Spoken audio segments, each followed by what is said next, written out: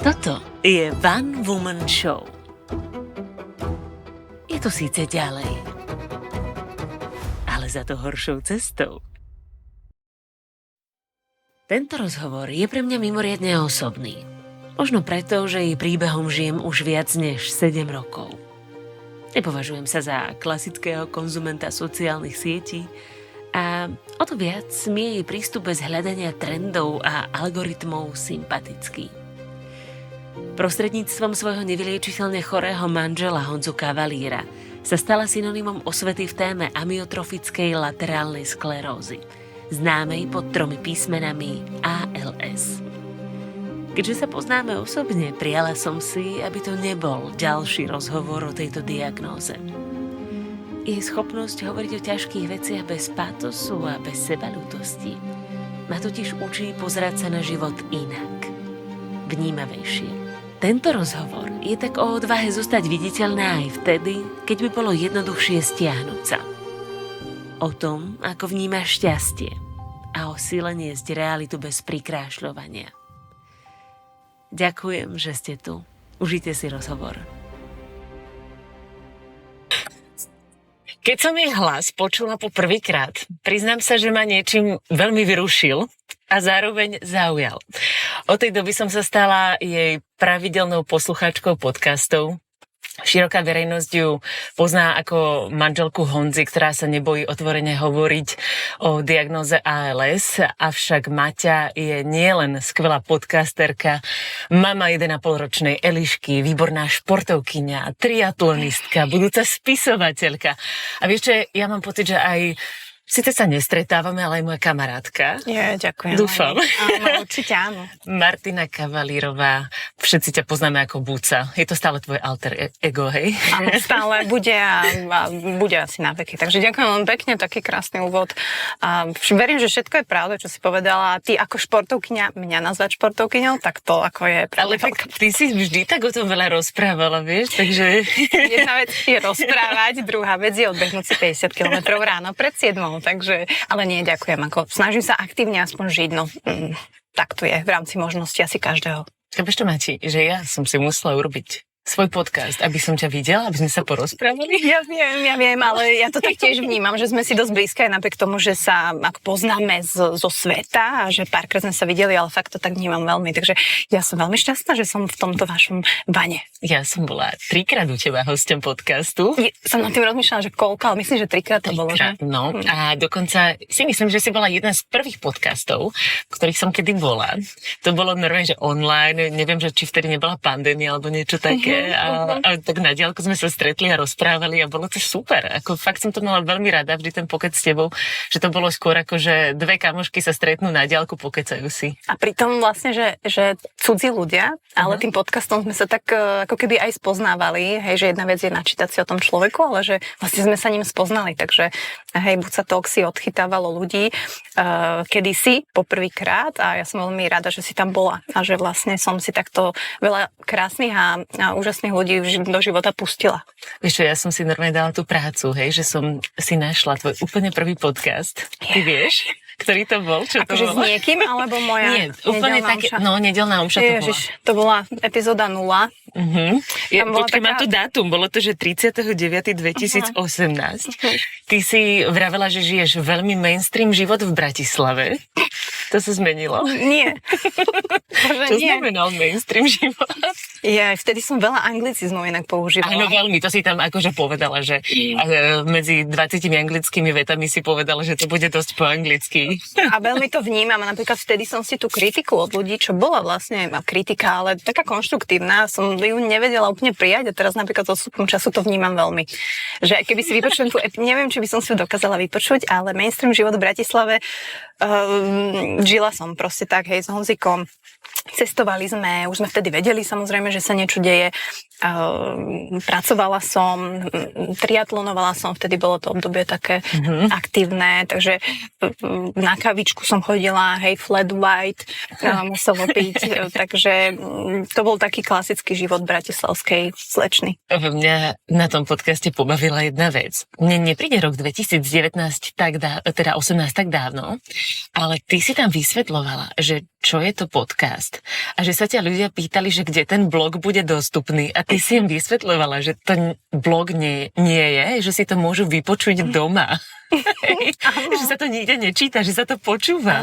Áno, vtedy fakt to neboli podcasty, to bolo v Amerike jasné, hej, že vlastne Honzik ma k tomu privedol, lebo on počúval tie zahraničné, on spúšťal svoj podcast tiež vtedy a ľudia vlastne nevedeli, čo to je. A ja si pamätám aj Adela Banášová vtedy, že podcast neviem úplne, ale rada prídem, hej, že nebola tu vôbec tá osveta a vtedy to tak začínalo a my sme boli fakt medzi prvými, takže ale ja som aj s rešpektom, vieš, že ku mne, keď si aj prišla ty prvýkrát, alebo online, keď sme sa rozprávali, tak pre mňa to bolo, že wow, že ja sa rozprávam proste s Lenkou Vácvalovou, vieš, že fakt to dalo priestor na krásne rozhovory a potom to prešlo aj do tých rozhovorov s neznámymi ľuďmi a to bolo práve takéto tiež krásne a zaujímavé. Ako vnímaš vlastne teraz podcastový svet? Môžem byť úprimná? Ale musíš byť úprimná, pretože ty si bola medzi tými prvými, takže máš v tom niečo odskákané. Vieš čo, ja sa radím do takej starej gardy tých podcasterov, ale nie som taký kostlivec, ktorý by nechcel zmeniť nejaké veci. Ja viem, že doba ide dopredu a presne, ak sme sa bavili o tých vizuáloch a že ten podcast vieš už aj pozerať a tak ďalej, ale ja som nikdy to tam nemala, jednak nie som úplne rada na kamere, pre mňa je to ten hlas a tá práca s hlasom viac, ale ja som taký ten starý podcaster a vnímam veľmi, že teraz sa tie podcasty proste robia pre tú komerciu, že tie podcasty sa robia pre tie čísla. Klamala by som, keby ja som ich, samozrejme tiež som chcela, aby ľudia počúvali ten podcast, ale ja som nechcela, aby ho neviem, že lajkovali, alebo ja som to nerobila preto, aby som proste nejaké čísla nahrabala. A teraz to vnímam, a ja aj keď vidím toho podcastera, alebo vidím ten podcast, alebo ho počujem, a ja inak nepočúvam podcasty. Ja počúvam, ale nepozerám. Takže veľmi máličko. Takže ja vidím za každým tým podcasterom, alebo vidím, že vlastne prečo to robí. A pokiaľ tam vidím ten náznak toho, tak to vlastne vypínam, lebo aj tí hostia, aj vlastne prečo to robím, hej, že chcem tým ľuďom niečo odovzdať, alebo chcem sama sebe naplniť nejakú hodnotu externú. A to je veľmi inak ťažké pri tvorcoch už v dnešnej dobe, alebo tí ľudia, ktorí začínajú, alebo tí mladí ľudia, že v tom sa proste hneď strátiš, hneď sa v tom utopíš. A preto aj môj návrat k tým podcastom je taký, že veľmi chcem, ale budem si to asi robiť môjim presvedčením, samozrejme mojou cestou, že chcem tým ľuďom priniesť niečo hodnotné. Druhá vec je, že či naozaj tí ľudia na tej druhej strane ešte dokážu tú hodnotu vyčítať, hej, a vlastne rozpoznať. Takže toto bude taký môj na 2026 asi aj nejaký cieľ, že vieme ešte sa hodnotne spájať. Ja si myslím, že práve, že ľudia sa k tomu vrácajú, že stále to bude také, že áno, je nejaká skupina, čo chce také tie, ako sme sa bavili ešte pred natáčaním, z kontextu vytrhnuté reelska, kde sa dozvedia informáciu, ktorá vlastne vôbec nedáva zmysel, napíšu tam nejaký svoj teda naštvaný názor a v živote si ten podcast ani nevypočujú, ale napríklad ja si myslím, že poznám naozaj veľké množstvo ľudí, ktorí túto hodnotu hľadajú a oceniajú a ty si ju pre mňa v tých podcastoch prinášala, lebo to boli to iní ľudia. Boli, vieš, kto tam má mamu? Kto tam má bývalého priateľa, s ktorým sme 8 rokov boli spolu? Si vôbec neviem predstaviť, že by som nejakého bývalého priateľa zavolala do podcastu. A pamätáš si, aká bola moja otázka? Predstav si, že máš bývalého priateľa. Ja viem, že či ťa niekedy videl náho. Že či si ma pamätá náho. Prepáč, to som zle povedala. Áno, predpokladáme, že po 9 rokoch, čo ste boli spolu, ťa videl náho. Ale vieš, ja som rada tak šokovala a ja rada proste som fakt úprimne, ale dôležité je, že či sa vieš naladiť na toho človeka a teraz presne sa pripravíš nejako, alebo tomu necháš voľný flow. Takže a mňa bavili veľmi, ja som mala aj ľudí z Instagramu. Vieš, že som videla niekoho niekde, ma zaujal obyčajný príbeh niečo, proste som im napísala a vzniklo z toho niečo krásne a hodnotné, takže možno aj v tom budem pokračovať, no. Ako ja by som sa na tvojom mieste vôbec nebala toho, že všetko musí mať vizuál, pretože keď si vezmem, na akých takých zvláštnych miestach vy ste ešte s Honzom, keď to bolo možné, natáčali, si pamätám, že ste niekde na nejakej lodi ležali v posteli alebo niečo také, akože nepýtam sa, čo bolo predtým alebo potom, ale niekde v kajute ste si zapli nahrávanie a točili ste.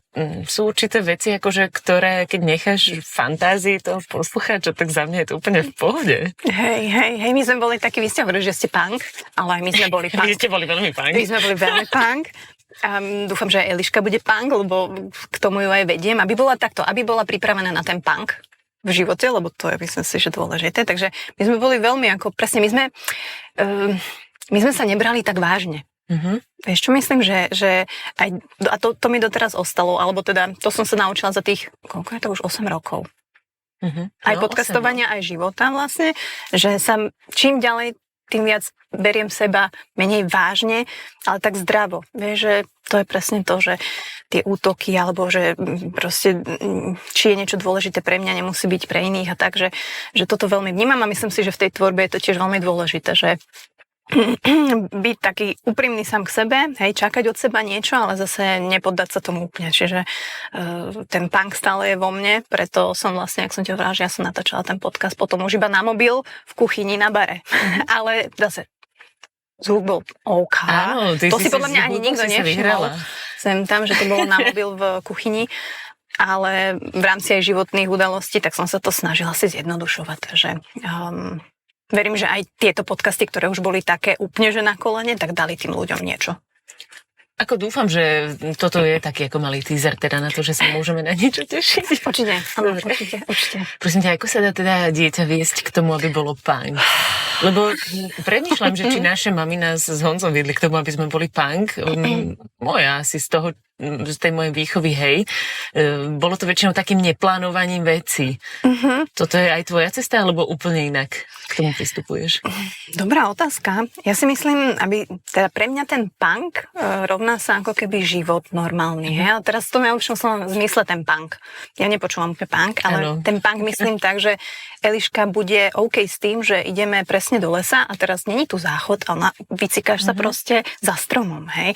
A nebude z toho Pane Bože, že ocikám si moju rúžovú sukničku, hej, že punk pre mňa je ten proste tá konektivita s tým životom normálnym, hej, že v tom lese, ona samozrejme veľa so mnou cestuje, čiže je zvyknutá na auto, je zvyknutá na presuny, je zvyknutá na diskomfort, keď to tak poviem, ale opäť to nechcem, aby to znelo tak, že ja neviem, je lanom priviazaná niekde, ale je zvyknutá na to, že ten život sa deje a k tomu ju aj vediem, hej, že aj doma jednoducho, že nech to nie je pre ňu také prekvapivé, keď sa niečo udeje alebo je niečo inak. Čiže čím viac toho ona zažije, si myslím, a to je ten punk.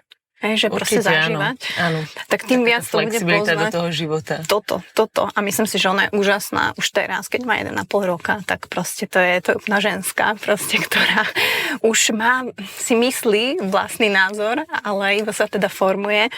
A veľmi si to užívam a som vďačná za to, aká je ona, že ten punk v sebe ona aj má, lebo niektoré detičky nie sú úplne, samozrejme treba vnímať, aký typ dieťatka máme, ale vidím, že Eliška to zvláda, nie je to nejaký extrém, takže ja sa teším veľmi, ako s ňou aj budem cestovať a tak, takže to je určite forma, ako ju chcem viesť, taký normálny život.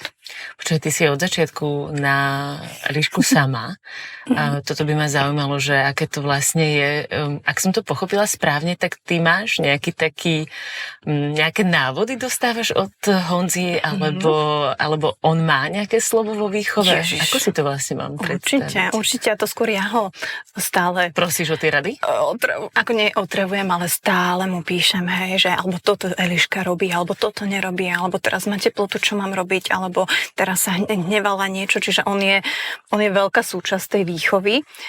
On je ten poradný hlas, a ja to potom vlastne vykonám a že to vyskúšame vlastne spolu.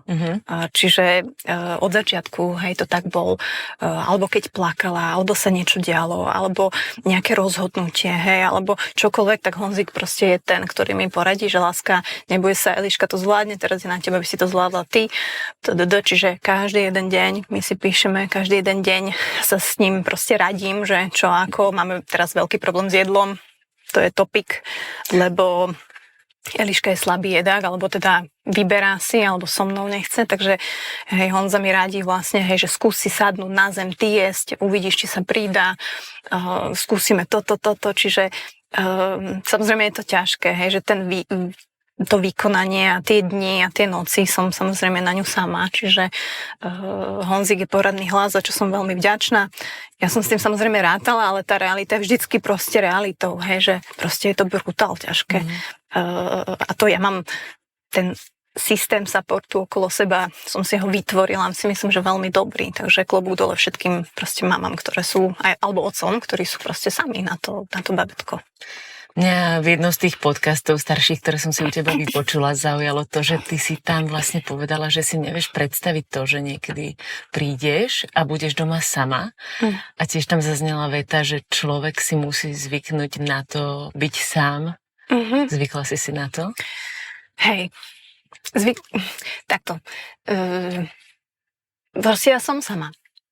Vieš, že som.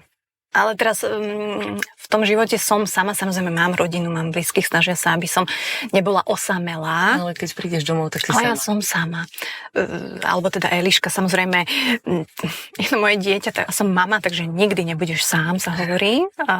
Ale v tej prapodstate, keď si, vieš, že ty môžeš byť sám, aj osamelý, aj keď máš plnú miestnosť proste tých ľudí, aj keď ti tam to babo behá, aj keď proste sa cítiš šťastný, tak v tom v tej hrubej vrstve ja som proste v tom živote ja sama s dcerkou, Honzik v Čechách, samozrejme support rodina, ale proste som sama. Vidím to na takých tých praktických veciach, že som sama, že idem s 4 taškami, s Eliškou, nakladám ju do auta, sused príde, že však pomôžem, a hovorím, ne, ja si to nohou odtlačím, že som tak zvyknutá, ja som sa v tom aj tak zastavila, že vlastne, a viete čo, dobre, však pomôžte mi, lebo ja to som tak zvyknutá na to robiť tie veci sama. To neznamená, že ich chcem robiť sama. Čiže... A tak ty si aj veľakrát vždy vravela, že ty si taká Giskaovňová, že idem, riešim, a to si musela asi nespočetne krát za tú dobu, čo ste s Honzom spolu, jednoducho ísť a riešiť. To riešenie, toto stále je dopredu myslieť a toto, takže Giskaovňová som, no. Stále, že ľudia možno si myslia, že teraz, keď nie sme spolu, alebo nebývame spolu, tak neriešim, ale proste opak je pravdou, hej, že presne takisto riešim pečovateľskú službu, kto príde večer ukladať. Ďalší krok, ideme do Kolína na kontrolu, zabezpečiť auto, že vlastne stále tá Giskaovňová samozrejme je zamestnaná, takže musím. A keď máš dieťa, tak podľa mňa každá mama je Giskaovňová. Inak mne veľmi také riešim, naposledy prišlo to, keď bola práve tá situácia s nemocnicou. Ono to bolo dosť brutálne to sledovať aj takto na diaľku. Čo sa tam vlastne vtedy stalo? Bol november a tam si ma naozaj videla s veľkým strachom, pretože v našej situácii ešte som si hovorila, že proste to nemôže takto skončiť. Proste toto si nezaslúži. On to proste jasné, že má tu obmedzenejší čas ako my, ale proste toto ne, že proste on musí byť s nami, s Eliškou, že proste ne. Takže samozrejme pre mňa to prežívanie je o to brutálnejšie, pretože vlastne sme sa rozhodli ostať a byť tu a proste žiť ten život v rámci našich možností a toto by sa proste stávať nemalo. Takže vlastne ten mindset toho celého od tých rozhovorov, kedy si napríklad nahrali ten podcast Viem, kedy mám zomrieť a ako, kde on bol taký, že vlastne on asi to aj trochu popieral, ty si zároveň sa o tom veľmi potrebovala rozprávať, sa zmenil, že teraz tu chcem byť pre vás. Že to je vlastne... Je to tak, áno, je to tak. Zase on to ti dá úplne iný náboj, ako keby aj samozrejme to dieťatko, hej, že proste chce ju vidieť, proste aj teraz som si, jak píšem tú knihu, ja mám nejaké naše konverzácie v priečinku kniha a vlastne sa k ním vraciam a presne som si dneska v kaviarni som mala slzy, som si čítala takú našu konverzáciu, kde hovoril, že ty s Eliškou proste ste môj nádych, že ja pre vás proste dýcham, že chcem ju ešte chvíľku vidieť rásť za akýchkoľvek podmienok. Čiže on je ochotný proste tú chorobu trpieť ešte chvíľu, aby ju proste videl rásť, aby videl nás, ako sa hráme. Čiže my, keď sme vždycky u neho, tak to je proste krásne, lebo on proste má celý deň radosť, lebo proste nás vidí nás Elišku papať, hrať sa, padať, plakať, zuby, kúpať sa. Takže vidí ten život a vidí svoju dcérku proste rásť a to je pre ňoho ten nádych, ktorý on by možno už nedal alebo nechcel, ale teraz chce. Predpokladám, že asi aj ty si rada, že chce. Ježiš, jasné, to pre mňa je to ja som veľmi šťastná, že tak jak som povedala aj na tom TED Talku, že to ani neviem inak, že som to povedala, že to som mala mlhu, ale že my traja sme ešte nejakým príbehom. Hej, že my traja.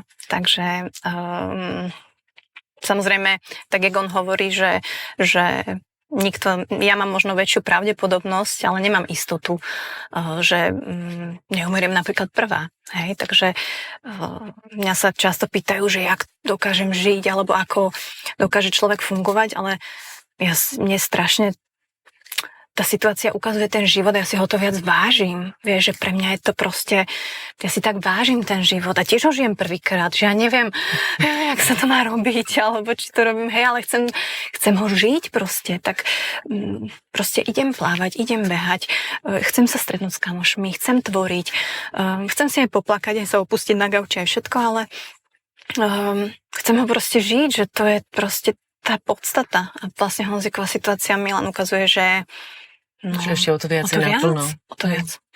Mňa by zaujímalo, čo by sme vlastne mali vedieť o ľuďoch, ktorí sa o niekoho starajú. Pretože ja vlastne veľmi častokrát, keď počujem nejaké rozhovory, tak samozrejme, že ten Honzov príbeh je strašne zaujímavý, ale hrozne ma to zaujíma aj z tej druhej stránky, lebo si pamätám napríklad aj na situáciu mojej mamy, ktorá sa starala o detka a to bol starý človek, ale mala som pocit, že veľmi často cíti také to nepochopenie okolia. Cítiš to aj ty? A vlastne, ako by sme týchto ľudí mali viacej spoznať? Tu sa končí časť rozhovoru, ktorá je voľne dostupná pre všetkých. Plnú verziu nájdete exkluzívne na našom Hero Hero aj Patreone. Budeme radi, ak sa k nám pridáte. Chceme totiž vytvoriť komunitu ľudí, ktorí nehľadajú skratky, ale zaujíma ich cesta, aj keď je dlhšia a niekedy horšou trasou. Veríme, že tieto rozhovory budú pre vás rovnako silnou studnicou inšpirácie, ako sú pre nás. Sme ešte len na začiatku, ale už teraz vieme, že tento priestor má potenciál chytiť za srdce rovnako ako naše dobrodružstvá.